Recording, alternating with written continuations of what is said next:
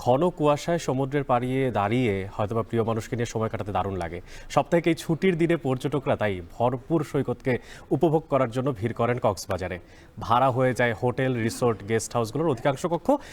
এইবারেও তাই হয়েছে। এই বিষয়ে বিস্তারিত জানতে কক্সবাজার থেকে সরাসরি যুক্ত হচ্ছেন সহকর্মী মন্তোষ বেদজ্ঞ। মন্তোষ, যেমনটা বলছিলাম, সৈকতে শীতের আমেজ। তো কেমন দেখছেন শীতের আমেজ, আর পর্যটক ও ব্যবসায়ীরাই বা কি বলছেন?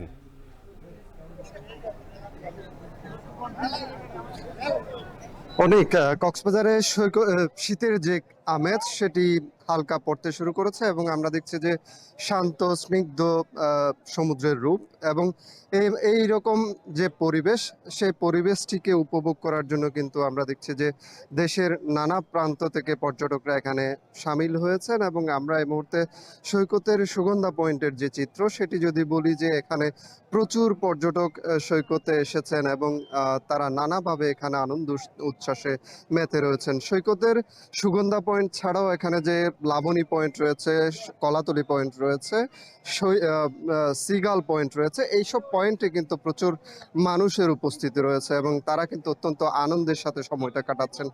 এই যে বিপুল মানুষের উপস্থিতি, এটির কারণে কিন্তু এখানে যারা ব্যবসা বাণিজ্যের সাথে জড়িত রয়েছেন, বিশেষ করে এখানে সৈকতের যে ক্ষুদ্র ব্যবসায়ীরা রয়েছেন, ফটোগ্রাফার থেকে শুরু করে এখন সৈকতে হাজার খানেক ক্ষুদ্র ব্যবসা প্রতিষ্ঠান রয়েছে, সবখানেই কিন্তু একটা উৎসব মুখরতা বিরাজ করছে। এবং এখানে যে হোটেল মালিকদের সাথে আমরা কথা বলেছি, তারা যেটি বলছেন যে এখানে 70 থেকে 80% কক্ষ আজকে বুকিং রয়েছে এবং এখানে যারা পর্যটক রয়েছেন তাদের মাঝে একটা স্বস্তিও কিন্তু কাজ করছে। এবং শীতের যে আমেজ, এটি কিন্তু কক্সবাজারে তাদের পর্যটকদের ভ্রমণের ক্ষেত্রে বাড়তি একটি আনন্দ যোগ করেছে। এবং এখানে সকাল থেকে সন্ধ্যা পর্যন্ত আমরা দেখছি যে বিভিন্ন পর্যটন স্পটে কিন্তু পর্যটকরা ভিড় করছেন এবং তারা অত্যন্ত আনন্দের সাথে সময়টা কাটাচ্ছেন। অনেক এই ছিল কক্সবাজার সৈকত থেকে আমার কাছে সবশেষ।